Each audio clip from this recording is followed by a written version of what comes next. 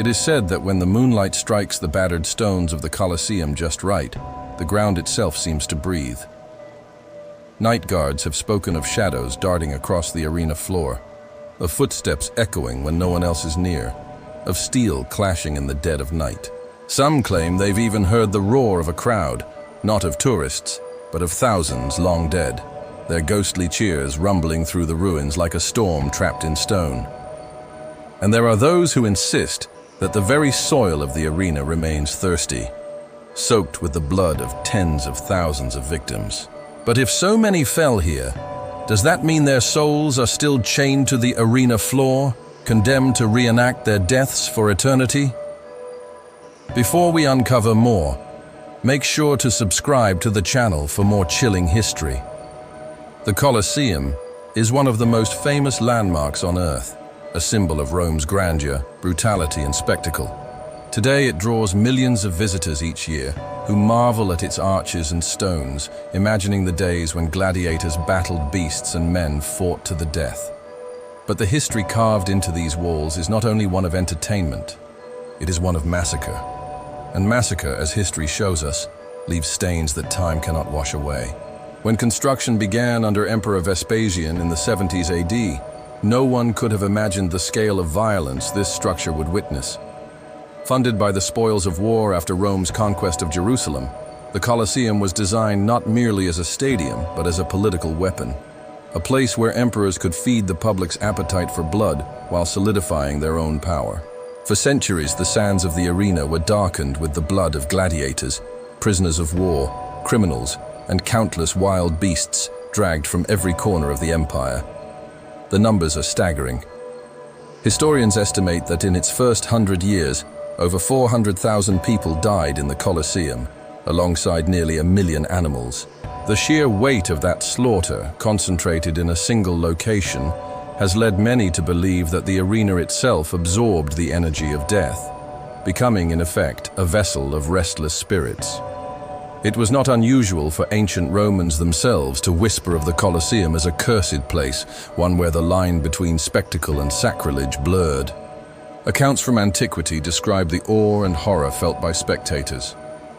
Roman poet Martial wrote verses praising the games, yet between his lines, there is an unease, a recognition of how savage the entertainment truly was.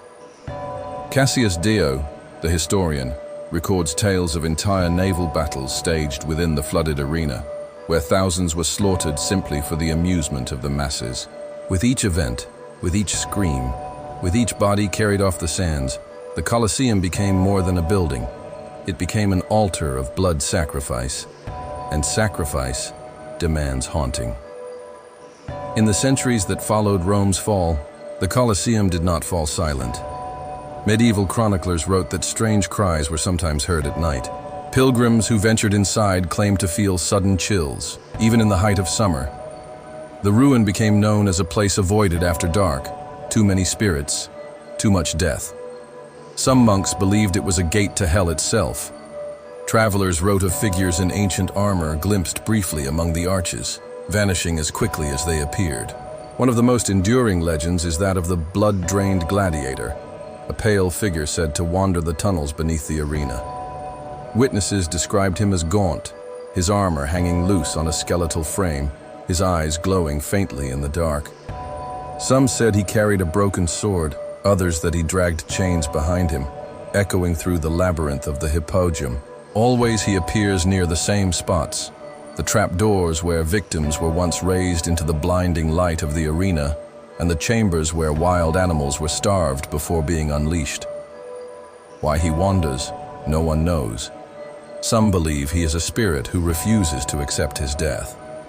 Others whisper he was cursed, his blood drained as part of a ritual, binding him to the arena for all eternity. Yet these are not merely medieval tales or folklore. Modern accounts continue to emerge. Tourists report sudden dizziness or nausea when standing in certain sections of the Colosseum. Photographs sometimes capture strange orbs of light or blurred shapes resembling armored figures. A security guard once admitted that he refused to walk the hypogeum at night, after hearing what sounded like dozens of voices chanting in Latin from the darkness. Paranormal investigators claim to have recorded disembodied cries, the sound of swords clashing, and even the ghostly roar of a lion. Skeptics dismiss these stories as tricks of the mind, echoes of expectation in a place so drenched in history. But others argue that the sheer volume of blood spilled in the Colosseum has created a kind of permanent haunting, an imprint of suffering that replays itself again and again. If ghosts are memories of trauma etched into the world, then few places on Earth could be more haunted. And so the question remains, are the phantoms of the Colosseum merely shadows of imagination, or are they restless souls, bound forever to the arena where they fell?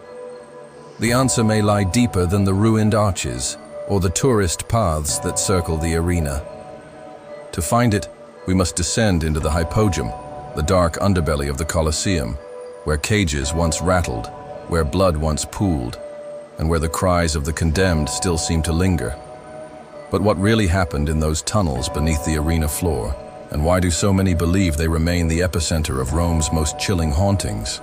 The Colosseum is best known for the arena floor where gladiators fought, but its darkest stories come from beneath, the hypogeum, a sprawling labyrinth of tunnels, cells, and cages hidden from the public eye. To walk through these passages, even today, with electric lights guiding the way, is to feel a weight pressing on the soul. Down here, the screams of the crowd above would have been muffled, but the cries of men and animals awaiting death echoed endlessly through stone. It was a world of shadows, and for many, it was the last place they ever saw. When archaeologists first uncovered parts of the hypogeum in the 19th century, they found remnants of lifts and trapdoors that once hauled men and beasts into the arena. Wooden elevators powered by ropes and pulleys were cranked by teams of slaves, raising cages of lions, leopards, and bears into the sunlight. Prisoners, and gladiators too, were forced into these narrow shafts, shot into the arena like offerings to the gods. Imagine standing in that darkness, hearing the chains rattle above, knowing that the next time the platform rose, you would emerge into blinding light and almost certain death. Some say this terror has never faded. Guides today whisper that the hypogeum is the most haunted part of the Colosseum. Visitors report sudden chills as they walk its narrow corridors, as if unseen eyes are watching from the cells. Others claim to hear footsteps just behind them, though no one is there. One tourist even described feeling a sharp shove on her back, sending her stumbling, though the passage was empty. Skeptics dismiss these stories as tricks of the imagination, yet the reports are too numerous to ignore. The most common tale told of the hypogeum is the sound of chains dragging along the floor. Guards and workers alike have spoken of it, a metallic scrape, rhythmic and deliberate, as if someone in shackles is pacing the tunnels. Sometimes the sound grows louder, approaching, only to fade suddenly into silence. Once, during a late-night restoration project, workers claimed they heard not just chains, but voices, a low chant in Latin, repeated over and over, impossible to decipher. Terrified, they fled, leaving their tools behind until morning. It is not only human spirits that haunt these passages. Reports of ghostly animals are strangely frequent. Shadows of lions have been seen moving across walls where no light could cast them. Growls echo faintly, though no animal has been kept here for over 1,000 years. Some even insist they felt the hot breath of a beast at their neck, only to turn and find nothing there. If the suffering of men can linger, why not the fury of creatures dragged from the wild, starved and slaughtered for sport? One legend in particular chills the blood, the phantom lion. Said to be larger than any real animal, its form has been glimpsed in the deepest chambers of the hypogeum. Witnesses describe glowing eyes shining from the dark, and the faint outline of a massive mane. The apparition never attacks, but those who see it are overcome with dread, their bodies freezing in place until the vision fades. Roman law recorded that certain beasts were considered cursed, omens sent from the gods.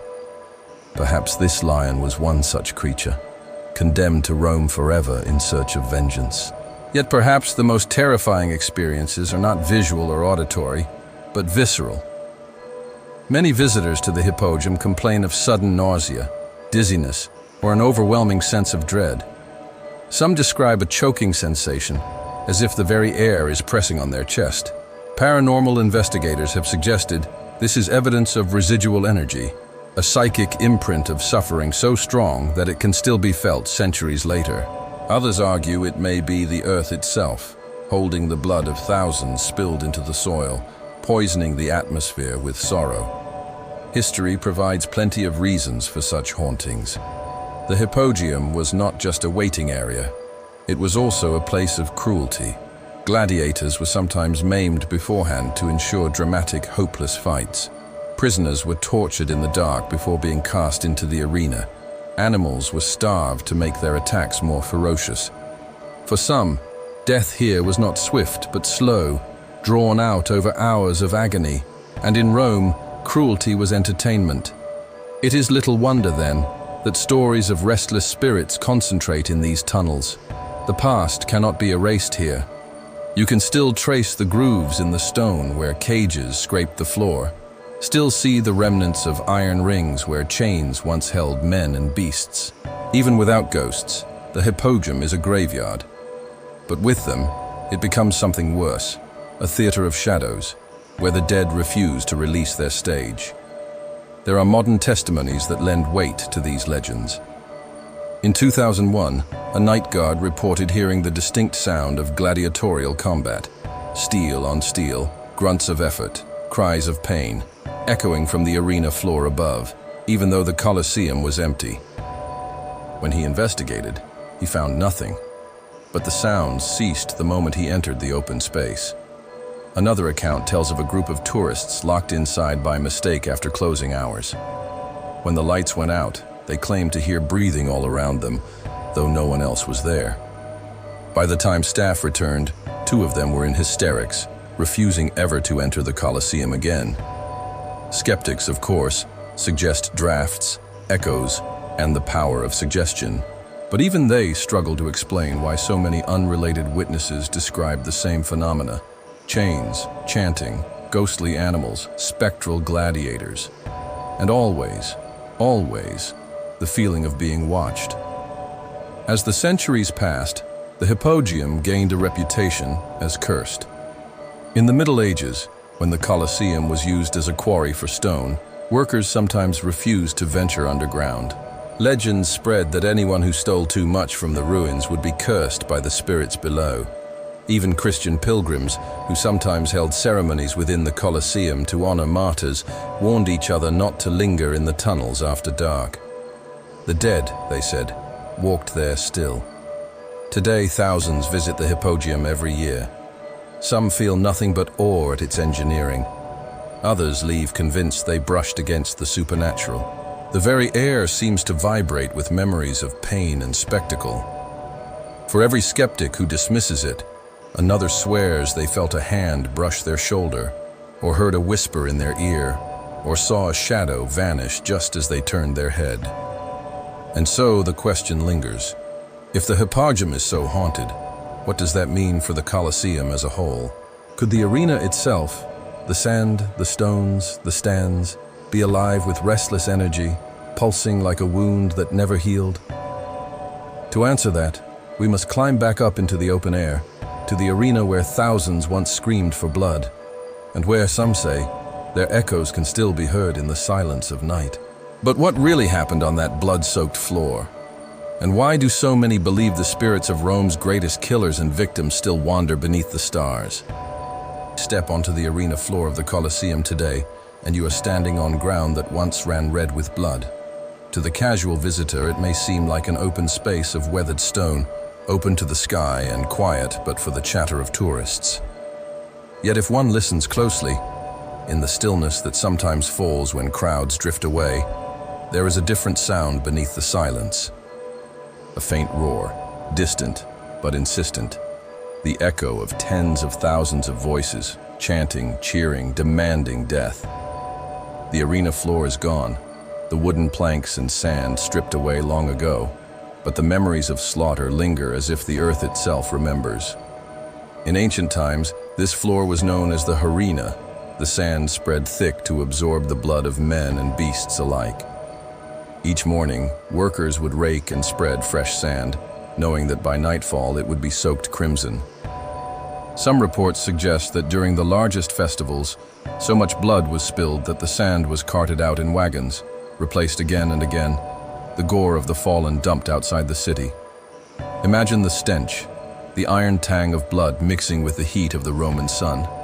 This was not merely entertainment, it was ritual, a ritual of sacrifice, binding Rome together through spectacle and violence. Historians have debated the psychological toll of such events. For the audience, the games were thrilling, unifying, and numbing all at once. For those who fought, it was terror made flesh. The condemned often knew their fate before they stepped into the light. Some were executed in elaborate reenactments of myths, dressed as figures like Prometheus or Orpheus, only to be torn apart by animals. Others were criminals forced to duel trained gladiators, the outcome predetermined. Even skilled fighters, hardened by years of combat, felt dread. Death could come at any moment, and often did. It is said that the sand itself absorbed more than blood, that the agony, the desperation, the final breath of thousands imprinted themselves on the ground. In many haunted places, legends arise of cursed earth, where spirits cling to the soil. The Colosseum's arena may be the most cursed of all. Modern visitors sometimes describe an uncanny feeling when standing in the arena.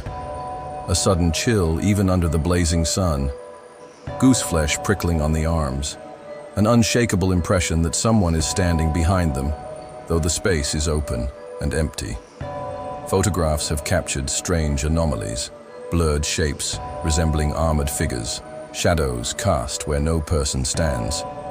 One tourist reported kneeling to touch the ancient stones and feeling a sharp sting, as though the ground itself rejected him. There are also tales of disembodied voices. Tour guides recount moments when microphones picked up faint whispers, though no one in the group had spoken. Recordings played back later sometimes reveal fragments of Latin phrases, chilling in their clarity. One chilling example captured the words, "Meetemi in arenam," "Send me into the arena." Whether coincidence, interference, or something more, it chills all who hear it. Legends tell of a phantom gladiator who still prowls the arena floor. Unlike the gaunt figure of the hypogeum, this spirit is said to appear in full strength, armor gleaming, sword in hand. Witnesses describe him standing tall, scanning the empty seats, as if awaiting the roar of a crowd that will never come. Sometimes he vanishes in an instant. Other times he takes a step forward, raising his blade, before fading into mist. Who he was in life is unknown. Some believe he was a champion, undefeated until betrayal brought him down. Others suggest he is no single man, but a manifestation of all gladiators who fell here, bound together in eternal unrest. Accounts of this phantom stretch back centuries. A monk in the 14th century wrote of seeing a figure in armor on the arena at night, illuminated by the moon. He fled, convinced it was a demon. In the 19th century, travelers described hearing the clash of swords as they stood on the ruined floor, though no duel was visible. Even today, security guards speak of shadows moving where no light should fall, of the sound of breathing close at hand. But the arena was not haunted only by men. There are reports of phantom animals as well. In the quiet hours of dawn, before visitors arrive, some claim to have heard the roar of lions, the trumpet of elephants, or the screech of exotic birds. Archaeological evidence confirms that animals from as far as North Africa and the Middle East were shipped to Rome for the games. Their deaths were often gruesome, drawn out for maximum spectacle. Is it so strange that their echoes remain? The arena also bore witness to darker rites. While the games were framed as entertainment, they carried political and religious significance. Emperors staged grand events not only to appease the masses, but to demonstrate their power over life and death. Some scholars suggest that certain executions may have been conducted with ritualistic intent, blurring the line between sacrifice and spectacle. If true, the Colosseum was not just a theater of death, but an altar, where blood fed the gods of Rome as much as the appetites of its people. And blood alters a place. Folklore across the world warns that ground soaked in violence becomes cursed. From battlefields to execution sites, there are countless tales of hauntings tied to blood-stained earth. The Colosseum, drenched in centuries of slaughter, may be the most infamous example of all. One of the most chilling modern accounts comes from a group of night tourists allowed special access to the arena. As they stood in silence, hoping to absorb the atmosphere, one woman suddenly cried out, insisting she had felt someone grab her wrist. When she looked down, there was nothing, but her skin bore the impression of fingers, reddened and cold to the touch. Another man claimed to hear his name whispered, though no one else in the group knew it. Experiences like these have been repeated often enough to create a pattern. The arena does not merely echo the past, it reaches out. And yet, there is another layer to these hauntings. Not all spirits here are violent. Some witnesses report feelings of sorrow rather than terror. A heaviness in the chest, a wave of despair, as though thousands of souls are mourning together. One visitor described standing on the floor and suddenly bursting into tears without knowing why. Perhaps the Colosseum is not only haunted by rage, but by grief. The grief of those whose lives were cut short, whose deaths became spectacle. As night falls, the Colosseum transforms. The floodlights cast long shadows, and the arches glow like watchful eyes. It is then, guards say, that the atmosphere grows thickest. Some refuse to patrol the arena after midnight, convinced the spirits are strongest in those hours. Tourists on evening visits often remark that the silence feels unnatural, as though the structure itself is holding its breath. And then, sometimes, the silence breaks, with footsteps, with whispers, with the faint echo of a cheer rising from nowhere. If the hypogeum is the Colosseum's heart of terror, the arena is its soul. Here, thousands of lives ended. Here, the people of Rome gathered to witness cruelty elevated to ritual. And here, perhaps, the past refuses to die. But the Colosseum's hauntings are not confined to its walls alone. The spirits are said to wander beyond, spilling into the streets of Rome itself. Locals whisper of ghostly figures drifting near the Arch of Constantine, of shadows moving through nearby ruins, of a presence that clings to anyone who lingers too long. Could it be that the Colosseum is not only a haunted site, but a source of haunting? A wound so deep, it bleeds into the city itself. To uncover that mystery, we must leave the arena floor and step outside, into the moonlit streets where ancient Rome still breathes. For the dead of the Colosseum may not be content to remain where they fell. And if they roam, where do they go? Step outside the Colosseum at night, and the weight of history does not lift. The moonlight spills across its arches, and the floodlights give the structure an almost living glow, as if its stones breathe. But the air is different here. Restless, unsettled, filled with presences that seem to drift beyond the ancient walls. Locals will tell you that the Colosseum's dead do not remain within the arena. Their spirits wander, carried by memory, by grief, by unfinished rage. And in the quiet streets around the great monument, their shadows are said to walk still. One of the most common reports comes from the Via Sacra, the sacred road that once led processions of emperors and soldiers through the heart of Rome. Visitors walking here after dusk have described seeing armored figures flickering in the corner of their vision, as though ghostly legions still march. The Arch of Constantine, standing proud beside the Colosseum, seems to be a magnet for such sightings. Some have reported hearing the rhythmic tramp of boots beneath its archway, though the stones lie silent. Others claim to see a lone centurion, helmeted and stern, who watches with unblinking eyes before vanishing into the dark. The arch itself carries a peculiar energy. Built to celebrate Constantine's victory at the Battle of the Milvian Bridge in 312 AD, it stands as a symbol of triumph. But triumph in Rome was often paved with blood. Some believe the spirits drawn here are not soldiers of victory, but gladiators, and condemned men, their restless forms wandering outward from the Colosseum in search of freedom they never found. The arch, a monument of empire, becomes in their shadow a gateway of unrest. Travelers in the 19th century were already speaking of strange phenomena around these ruins. An English diarist described walking by the Colosseum at twilight and feeling himself surrounded by unseen figures. He heard, faintly, the clash of metal, the guttural cries of men in combat. He looked around and found the street empty. Only when he hurried away did the sounds fade. He confessed that though he had toured battlefields before, never had he felt so overwhelmed by a sense of invisible violence. His description echoes countless modern accounts, the sense that Rome itself is alive with echoes of its past. Some Romans whisper that the Colosseum is more than a building. It is a wound, one so deep it bleeds into the very soil of the city. Over centuries, executions, spectacles, and sacrifices created what folklore might call a spiritual contagion. Energy once released does not simply vanish. It clings, it seeps, it spreads. And so, shadows of the Colosseum's victims are seen not only in the arena, but along the Tiber River, on the Palatine Hill, even in the courtyards of nearby churches.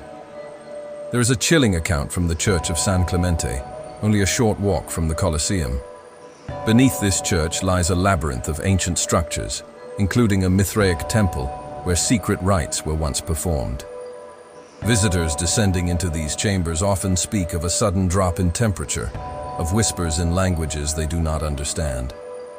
Some link these experiences to the Colosseum's victims, their spirits perhaps drawn into nearby sanctuaries of ritual and sacrifice. Could it be that the Colosseum, once a theater of death, opened channels into other sacred and profane spaces of Rome? The idea of the Colosseum as a portal is not new. Medieval legends claimed that witches and sorcerers gathered among its ruins to summon spirits. In the Middle Ages, the structure was known not as a wonder of architecture, but as an accursed place. Stories spread of demons haunting its arches, of shadows creeping across its walls. Pilgrims were warned not to linger there at night, for many who did were said to vanish. The superstition was so strong that some Christians believed the Colosseum was literally the mouth of hell.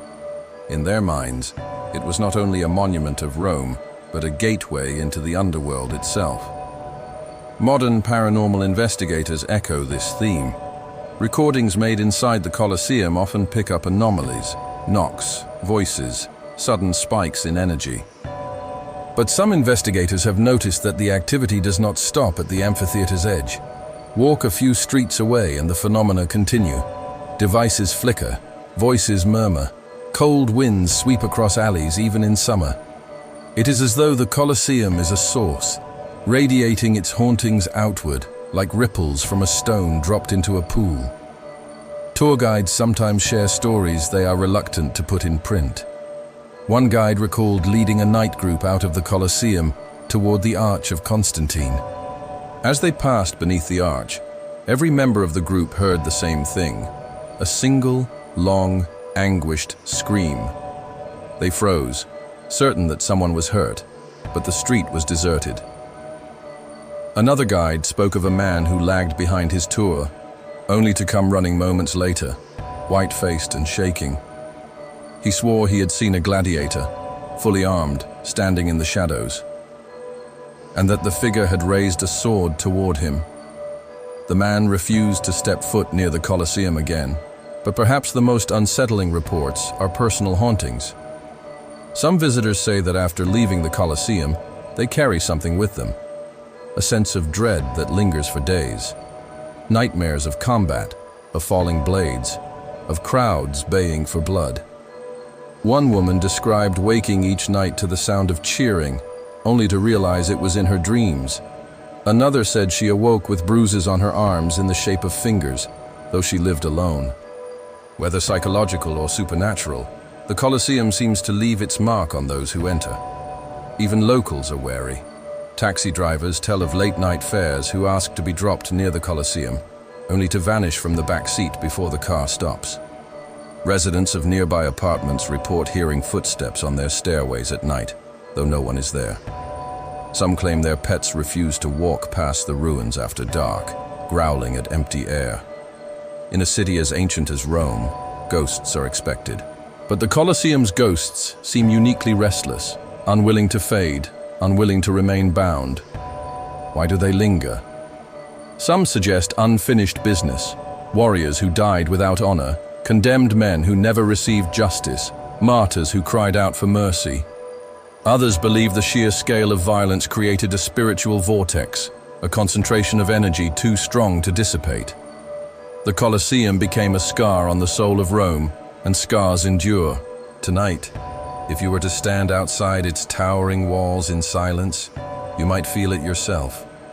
The faint vibration in the air, the flicker of shadow against the stone, a whisper, indistinct but close, and the sense, impossible to shake, that you are being watched, not by one spirit but by thousands. The Colosseum is never empty. And so we return to the question that haunts every visitor. Do the ghosts of Rome's arena remain within its walls, or do they roam the city still, mingling with the living in ways we cannot perceive? Perhaps the answer lies in the uneasy truth that Rome itself, magnificent, eternal Rome, is a city built on blood. Every stone, every arch, every ruin bears the weight of sacrifice. The Colosseum is only the most visible reminder. As the last lights of night fade and dawn touches the arches with gold, the spirits recede, but only for a time. For when night falls again, the Colosseum will breathe once more, and its ghosts will stir. They are bound not by chains, but by memory. And memory in Rome never dies. So when you next stand before this colossal ruin, ask yourself, are you gazing at the Colosseum, or is the Colosseum gazing back at you?